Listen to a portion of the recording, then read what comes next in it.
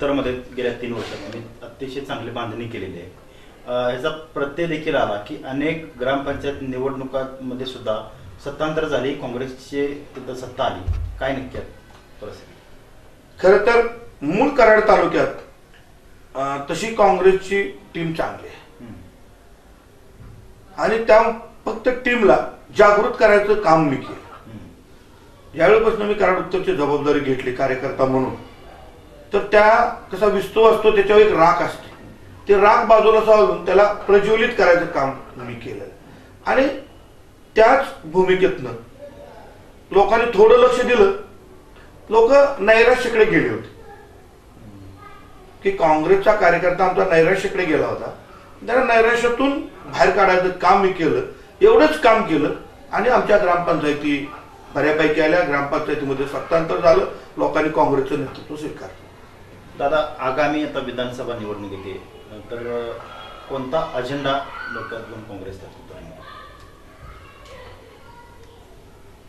स्वातंत्र्यानंतर जर कराड उत्तरचा विकास बघितला तर थोडं त्याच्यावर चिंतन मनन करावं लागलं.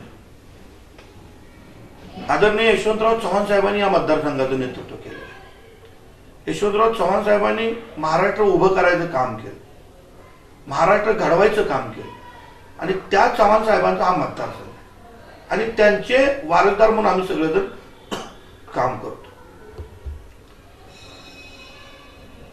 चोरे भागात आदरणीय बाबासाहेब चोरेकर म्हणून एक महान नेते होऊन गेले, एक ग्रामीण भागातला सच्चा कार्यकर्ता. परंतु त्या नेत्यांना, त्या नेत्यांच्या लोकांना नेहमी राजकारणासाठी दाबून ठेवायचा प्रयत्न केला. तारळी प्रकल्प झाला. तारळी प्रकल्पामध्ये कराड तालुक्याला पाणी आणि बाकीचं पाणी खटावमान टेंबूकडे जाणार पाणी. परंतु कराड तालुक्याच्या चोरे भागातल्या लोकांना जो पाण्याचा उपयोग पोटपाटानं झाला असता, कॅनॉल काढून झाला असता, तो कॅनॉल काढण्यात हे लोकप्रतिनिधी अपयशी ठरले. कारण बजेटचं कारण सांगतो, खूप मोठं बजेट. आता सांगलीला पाणी जातंय, मोठे मोठे बोगदे काढून गेले. धोंबलकवडीचं पाणी कधी फलटणला पोहोचलं कळलं पण नाही. मग आपण काय करतो, हे डोळ्या पिढ्यानं पिढ्या लोकांच्यावर परिणाम करणारे विषय आहेत. आणि मग आम्ही काय केलं, 2-3 बंधारे बांधले आणि त्यातनं पाणी उचलून चोरे भागाला द्यायचा प्रयत्न केला.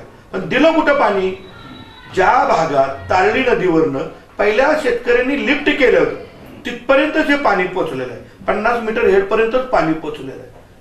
ते लोकांची मागणी होती, अजून 20 मीटर हेड वाढवा म्हणजे चोरे भागात पाणी जाईल. चोरे भागात जमीन संपादित केले तारळीला. मग त्या संपादित केलेल्या जमिनीला पाणी द्यायला ना, ते कोण देणार?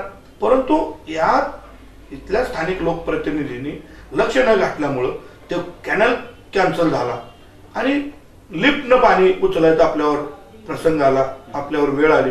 ते पण 20 मीटर अजून पाणी वाढवून मिळत नाही. मला एक या तारळी प्रकल्पाचा न्याय जायचं. टेंबूमध्ये सांगली जिल्ह्याला पाणी द्यायचं म्हटलं की 300 मीटर उचलत येत. आणि आम्ही तिथं पुनर्वसित झालोय, आमची पुनर्वसनची गावं तिथं आले, त्या गावांना द्यायला तुम्ही फक्त 50 मीटर गाठ लावत. ह्यासाठी भांडलं पाहिजे, अधिवेशनात भांडलं पाहिजे, प्रश्न मांडले पाहिजे, त्याशिवाय मागे त्याच्यावर काही मिळणारच नाही. दुसरा एक विषय या अभ्यासातनं माझ्या पुढे आला. 1964 साली तारळी वळण बंधारा बांधला आदरणीय चव्हाण साहेबांनी आणि त्याच्यावर सातारा तालुक्यातल्या रामकृष्णनगर, खोडद आणि काशीळ ही 3 गावं सुकळी भिजत होती. 6 महिने त्यावेळी तारळी नदी 12 महिने होती, 6 महिने होती. कराड तालुक्यातले कोर्टी, पेरलं, भुयाचीवाडी, भोसलेवाडी, शिरगाव, वाजेवाडी आणि इंदोलीचा काही थोडासा पूर्व भाग या योजनेत 6 महिने भिजत होत. जवळजवळ 5 ते 6 हजार एकर जमीन ह्या पाटाच्या पाण्यानं सहज भिजत होती. ह्याला पाट पहिले काढलेले आहेत, काही नवीन करायचं नव्हतं. परंतु 1985 सालानंतर ज्यावेळी कारखान्याच्या उपसा सिंचन योजना या ठिकाणी झाल्या त्यानंतर हा बंधारा बंद पडला. आता तारळी प्रकल्प वगैरे झालाय, हायड्रो प्रोजेक्ट झाले, तारळी नदीचं पाणी दररोज सोडलं जातं. बंधारा होऊन ते पाणी ह्या 4-5 हजार एकराला मिळणं फार गरजेचं. गेली 10, 15, 20 वर्ष तिथले शेतकरी या लोकांच्याकडं, या लोकप्रतिनिधींच्याकडं मागणी करतायत की आम्हाला या तारळी वळण बंधारा दुरुस्त करून द्या, पाणी पाहिजे आम्हाला. आदरणीय शिवेंद्र बाबांनी पत्र दिलं गव्हर्नमेंटला, कृष्णा खोरेला, की हा बंधारा त्वरित दुरुस्त करण्यात यावा. पाटणकर दादांनी दिलं, परंतु कराड उत्तरच्या लोकप्रतिनिधींना वाटलं की हा बंधारा दुरुस्त झाला, पाणी फिरलं तर माझ्या उपसा सिंचन योजना बंद पडतील. आज उपसा सिंचन योजनेचं पाणीपट्टी किती आहे माहिती आहे? 10,000 16,000 पर्यंत. आणि पाणी किती मिळते? वर्षातनं 5 नाही तर 6 पाणी. हे पाणी जर गेलं त्या पाटानं तर विहिरीला पाणी वाढेल आणि 1,000-2,000 पाणीपट्टी बसेल. 50 लाख रुपये फक्त खर्चाचा विषय होता. परंतु राजकीय आक्रमकपणा नाही, राजकीय अभ्यास नाही आणि लोकांना काय पाहिजे ते नाही. मला राजकारणात काय अडचणी होतील ते करायचं नाही आणि म्हणून तो बंधारा दुरुस्त झाला नाही.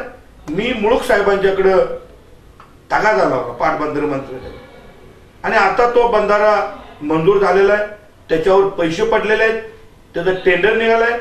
आता आचारसंहिता आज उद्या संपल आणि त्यानंतर त्याचं काम सुरू व्हायला काही अडचण नाही. परंतु या 5 ते 6,000 एकराला पाणी 100% येत्या 5-6 महिन्यात मिळणार आहे.